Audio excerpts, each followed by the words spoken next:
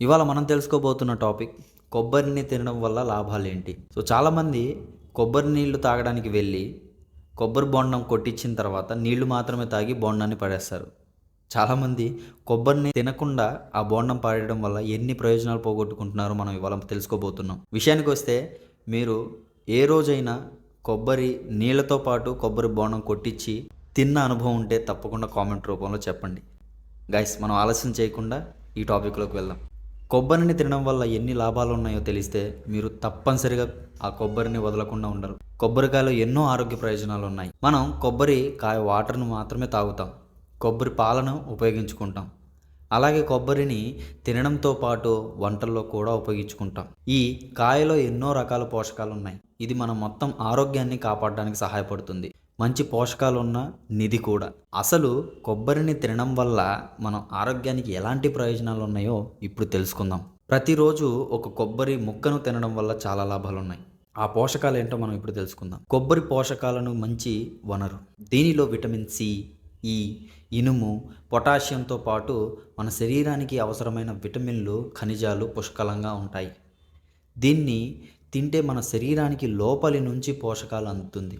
ఈ పోషకాలు మన రోగ నిరోధక పనితీరును మెరుగుపరుస్తుంది. అలాగే చర్మాన్ని ఆరోగ్యంగా ఉంచుతుంది.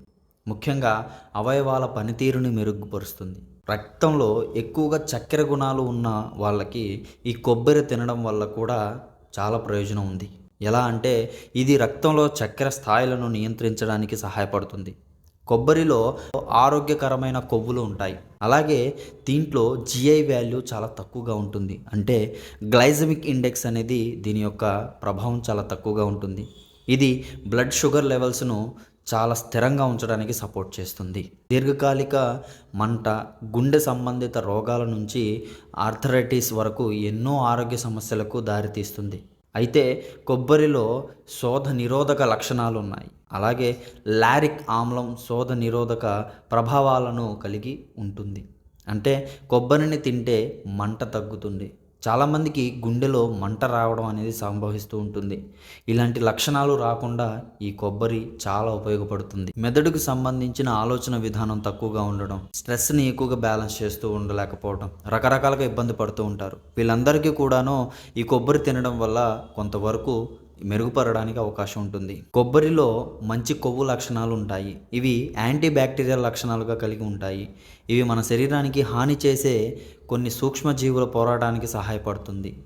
ఈ సహజ యాంటీ బ్యాక్టీరియల్ లక్షణాలు నోటిని ఆరోగ్యంగా ఉంచేందుకు కూడా సహాయపడుతుంది. కొబ్బరి నూనె హానికరమైన బ్యాక్టీరియాను తగ్గిస్తుంది. అలాగే బ్యాక్టీరియల్ ఇన్ఫెక్షన్ల ప్రమాదాన్ని కూడా తగ్గించడానికి సహాయపడుతుంది. విన్నారు కదా? ఈ టాపిక్ మీకు నచ్చినట్లయితే సబ్స్క్రైబ్ చేయండి.